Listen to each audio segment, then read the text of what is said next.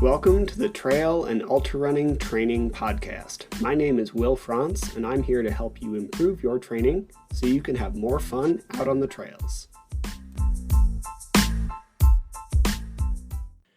Welcome back to Trail and Ultra Running Training. I'm going to try this new format where I record things in advance and then post them after the fact. I think it's going to allow me to get you more content, more high quality content, so you don't have to watch me ramble through trying to figure out all sorts of tech in the beginning of all of these like videos and podcasts and whatever. So we're going to try this format. If it doesn't work, I will go back to doing lives and converting them, but I don't see why I wouldn't be able to get you more high quality information if I do a little recording in advance over trying to do it on the fly at some random time where a lot of people really can't watch it live anyway, which is the whole point of doing it live. So let's give this a shot. Today, I'm going to talk about why your strength training might not be working, and I also want to touch on an email I sent out earlier today talking about like why studies often show that strength training does not have any real effect on injury rates. So these two things are kind of related. So first off, when it comes to your injury rate studies, we have to understand what we're looking for when it comes to studies. So if we look at the high quality data we get from studies, they usually come from what we call like randomized human control trials. If you watch someone named Lane Norton on Instagram, you have heard him shout that multiple times at people giving really bad advice on the internet. And a randomized human control trial means that we have a couple groups, if not like multiple groups, and they are getting different treatments. Ideally, one of them would be a placebo. Some things are really hard to placebo, which means it probably doesn't fall into this category. But ideally, some of them would be getting a placebo, or they would be just like taking no action. So in this case, it'd be someone who's like a runner going through their daily life, and then we like might split them into a couple groups, and you add strength training to one group, but you don't do that to the other group. So that'd be how we like would create a control situation, right? And then randomized means we're like not cherry picking people to put them into any one group. They're just going to be picked randomly, like out of a hat. And these studies lead to good results. This is how we like lead to some or get some of our best data when it comes to science. But we end up with problems when it comes to strength training a lot of the time. We also end up with a lot of problems in nutrition with these studies because it's really hard to create a control group in a way that doesn't throw a further wrench into the gears, right? So when it comes to strength training, we need to have a big enough group to where we can actually create some results. Because ideally, we would clone a person. We would have one of those clones, like at whatever age they are, continue to go through their life and their running, their training, and just see what happens. And then the other clone, we would add a bunch of strength training to, and that way we could see what that like fork in the road actually created. Clearly, that's not going to happen for a whole bunch of reasons, due to like one, a dearth of science, two, like inability to make a clone grow faster and match your age, and three, probably some level of moral dilemma there if my history as a philosophy major speaks to that at all. So we're not going to see that. So instead, we compensate for that lack of specificity with a single human by getting multiple people. And so if you have like, say 2,000 people, which I've never seen a strength training study that big, but I'm sure they exist. I'm not completely up on the research. If you have like 2,000 people, it compensates for a lot of that, because if you shove enough people into each arm of the study, then a lot of the things that would come down to individual difference will like come out in the wash, right? So that's a thing that we have to understand. Now, one of the problems here is strength training isn't a magic wand when it comes to injury prevention. And this is a lot of the time why your strength training isn't working in general, not just as an injury prevention technique. If we are looking to get stronger and get faster and get better as an athlete, then your strength training actually has to fit you as a human being, and it has to do what you need. So for me, I played years of lateral sprinting sports.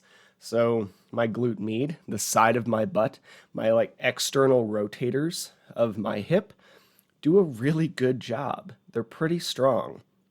Little duck-footed. I have a pretty comparable sumo to conventional deadlift. All of the markers that would speak to me having really good external rotation are there. So for me, something like a banded lateral tube walk is not just underpowered, because it's underpowered for most runners.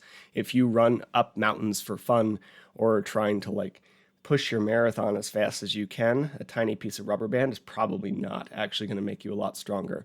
But we'll get back to that. But it's not just that it's underpowered, it's also that I don't need that movement for my strength inadequacies. For me, it's more of an adductor issue. So I have this big heel whip that keeps cutting into my ankle, and it's been getting a lot better since I've started training the right stuff. And one of the things there is my adductors aren't strong enough, and I don't have very good internal rotation. So I've been switching from heavy deadlifts to a single leg deadlift because it forces the internal rotation in my hip and has been correcting the problem, because that is how strength training works. Now, one of the problems that we end up with here on top of all of these things is it is a pain in the butt to program for an individual, and especially if you're trying to do it for 1,000 people at a time, right? So if we get a study that is highly powered enough to create the kind of thing that we're trying to do, what usually ends up happening in those studies is they get some one underpowered and two really simple universalized programming that isn't going to help you as an individual. So I remember seeing one study where it was some elevated bridges, some lateral tube walks, some calf raises, and then some single leg toe touches, which are fine. But again, they're not exactly strong enough on the weight front to make you as an athlete stronger. So we're probably not going to see any adaptation at all, because they're just not going to work. From the get-go, they're not going to work. Even if they did work, that program kind of hits a little bit of everything. And the hardest movements in there are going to be the thing that you're probably most likely to do a little bit wrong. So we're doubling down on the things where you're already strong, and we are also not giving any real instruction as to doing the movements that fix what you're trying to improve, right? So there's almost no chance that you are going to get stronger from this in a way that has any actual meaning or any actual outcome. And this is where we run into problems with not just strength training studies, and why people on the internet who want to tell you that strength training is a silly thing to do can say, yeah, there's no research evidence that proves that strength training is worth your time. Absolutely true, but useless statement.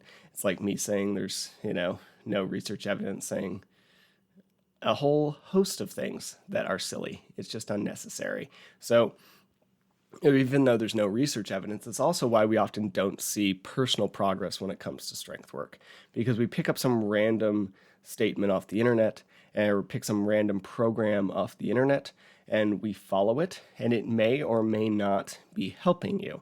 As someone who's trained a bunch of runners, I have a pretty good idea and can hit it with about 70 to 80% accuracy of what you would probably need. But that does mean that there's about a 1 in 3 chance, or 1 in 5 chance, depending on which end of that 70 to 80% we're on, that I missed you entirely, right? And that is a problem if you are trying to improve as an athlete. We have to be able to figure out what you need and how you need to train if we're going to get better and going to reduce your risk of injury. So it's not that strength training doesn't actually have any efficacy. It absolutely does. You talk to any coach, and a strength coach especially, and I realize that this is like a hammer looking for a nail, but a lot of the people who are willing to say you don't need to do strength training, we can accuse that from the other end, where they're almost always running coaches who haven't done much strength work in their life, so they have no idea how to program it. So we can see this from both ends, right? So despite me maybe trying to be a hammer looking for a nail, then there are a lot of strength coaches, some of them who make an asinine amount of money working for organizations like the NFL and the NBA and the Major League Baseball and all of these sports that used to, 20 to 50 years ago, depending on the sport, say, strength training is stupid. We're not going to waste time on that. We're just going to play football. And then they started doing strength training. And then they got injured less and were able to work harder because being strong is a useful thing. And this applies kind of across the board. We are starting to see this in every sport, from football to baseball to more recently golf and tennis, sports where people don't really want to be big jacked linemen. I get that, but we're still starting to see these like massive improvements in performance, even in sports like golf and tennis, where kind of a leaner build but powerful legs do a really good job. If that's true, it's probably true in running as well, and we should start looking at how to do it a little better. And we're probably just 20 years behind the curve.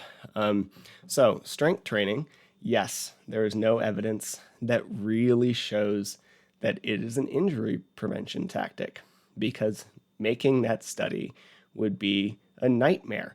It would either involve something like cloning, or you would have to do 1,000 individual assessments and programs for people and then adjust them over the coming months as people got better at whatever strength they're doing. And we're just not going to do that study because it's insane. So I'm not sure we will ever actually see the data that shows that strength training has an outcome. However, I have trained a few people who came to me with like, hey, I have knee pain. And then we figure out where their knee pain is, why it might be happening. Let's call it IT band pain in the knee, just to give you an example. And that's happening because their knee is caving inwards as they run, and their glute med is weak. So we start having them do some sumo deadlifts and some versions of a Bulgarian squat where we really like get the glute to do its job. And lo and behold, 2 months later, after some heavy, reasonable work, they don't have knee pain anymore. And it's very possible that coming to the gym is just a magic fairy dust wand. I am perfectly okay if that's the thing, because honestly, I prefer the outcome over anything else. If your knee doesn't hurt, then great, your knee doesn't hurt. That's really my goal here. But time and time again, it usually comes after, when we're looking at IT band pain, friction syndrome pain, it usually comes after we have made the glute med stronger. They actually look like they start to have a little bit of a butt because they built some muscle mass. Their knee doesn't cave in like it's shooting to their opposite foot when they run, and their knee pain disappears. So it's possible it's just correlation, but in my experience, I don't think so, right? So magic fairy dust wand or strength training actually seems to do the job. I really don't care. I'm going to keep strength training people because it seems to be working on my end. If it doesn't seem to be working for you, then maybe we need to figure out exactly what you need from an individualization perspective. Maybe we need to match your strength training in a way that doesn't mess up your running. There's a whole lot of factors here. This is the other issue we have when it comes to studies and effective strength training. If you are not strength training or fitting strength training into your week in a way that makes sense, you're likely to start running worse and actually increase your risk for injury. Because if you do a big strength training session before you go do your speed work, then you are probably going to work on the muscles that are kind of weak, if your programming's any good at all. And then you're going to go out and send it on the track, and then you are going to get hurt. Because the weak muscles are already tired because you've been working them. They already have a propensity to overwork because they're not very strong. And then you pull your adductor or something. And this is where we need to make sure that your strength work works as a complement to your running and not a detriment. So when it comes to strength work, figure out what you need. Figure out your actual movement patterns. This can be done through an assessment. This can be done through, well, it needs to be done through an assessment. It can be done through a self-assessment. Can be done through like an in-person professional thing. You can find someone like me to do it for you over Zoom. I don't really care. If you know enough about your body and movement mechanics, then do it yourself. It's fine. Just make sure that you're training in a way that actually provides you what you need rather than some random stuff on the internet that might be making your movement patterns or like doubling down on the movement patterns you already have, therefore not really helping your injuries because we're just reinforcing the problems you already have. 2, we need to make sure that it fits into your week well, so not right before your speed work, not right before your long run. It needs to, I either put them same day at the end of the day, if people are able to do a 2 a day, or put them the day after. So we'll do strength training on like a Monday, Thursday. Speed work will be on like a Wednesday, and long run will be on like a Saturday, Sunday. And that's okay, because we're trying to use the strength work to get better at running.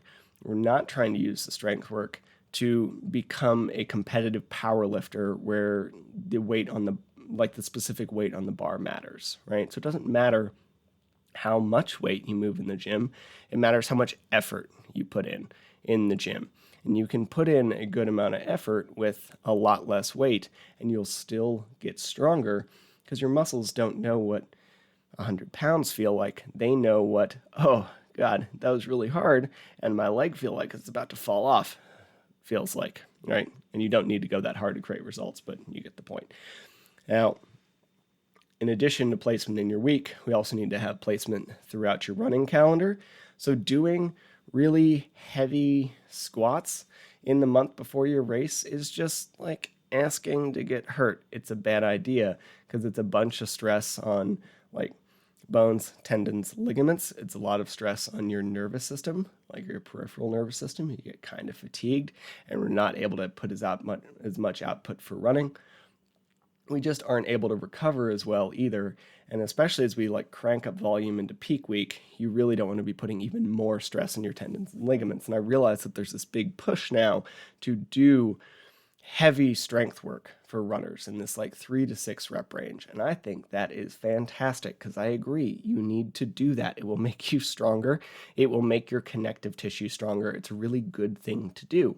However, doing it in the like month before your race is risky. It's not that you can't do it that way. It is possible. There are ways to do it, but just being like, hey, I'm going to go through a heavy like section of a leg day before I go out and run for 20 miles is a horrendous idea. We need to figure out a way to actually match it.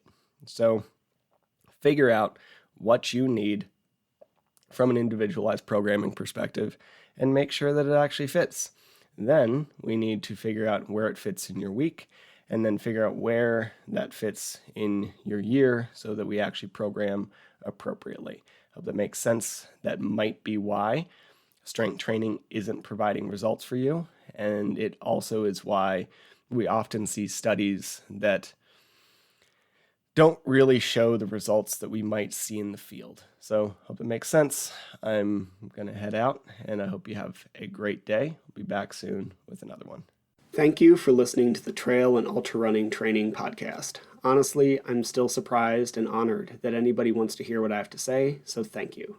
To be clear, not a doctor, nor a registered dietitian, or any other kind of medical professional. I'm a personal trainer, a nutrition coach, and a running coach, and I have a passion for training trail runners. You should always speak with a qualified medical professional before making any changes to your training or nutrition program. If you enjoyed the podcast or found it helpful, please take a second to leave a rating or review. I'd really appreciate it. Or you could just share it with someone for whom you think it might be helpful. I make these kinds of things in order to provide more quality, free resources to people, so the more people who hear it, the better.